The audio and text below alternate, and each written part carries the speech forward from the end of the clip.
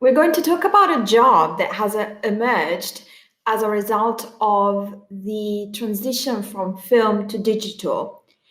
And it's an interesting job that is immensely required these days.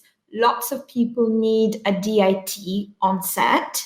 Some DOPs need a DIT more than others, but it's definitely a new position that can help you get your foot in the industry quickly. However, you need to know your technology inside out. So you have to be extremely knowledgeable about color correction, data management, and essentially content acquisition.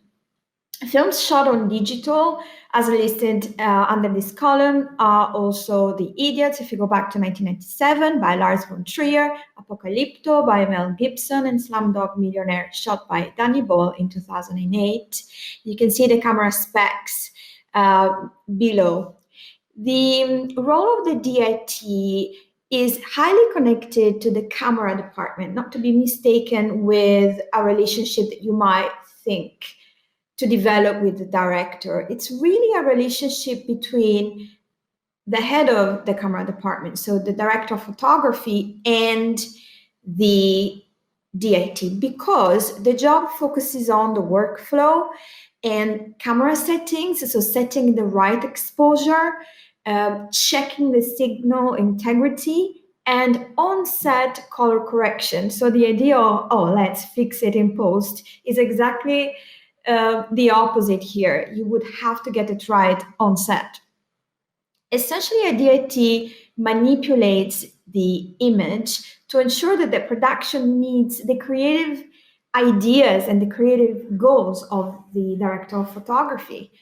Basically, you will be the person who is familiar with the digital workflow, both of the camera and the editing suite, the editing workflow, in other words. You would be able to discuss brightness and effects of under or overexposure and the constraints that a location will have on a certain creative decision. So, for example, framing issues or unwanted shadows created by the boom operator, so the boom as a microphone, hitting the main characters.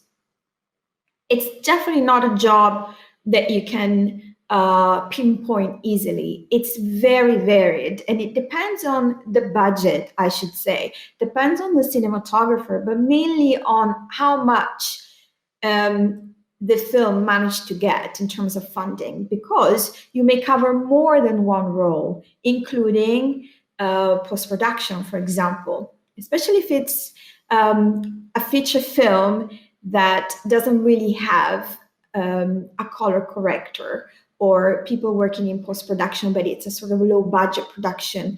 A DIT should be able to cover different roles and be very familiar with handling data within the edit suite, so within the interface. So the DIT not only communicates with the DP to ensure that all the desires and wishes for a particular production are met digitally, but also to advise on the production and post-production workflow, including maybe giving some advice to existing crews. So you might actually have people working in post-production and you have to oversee the process.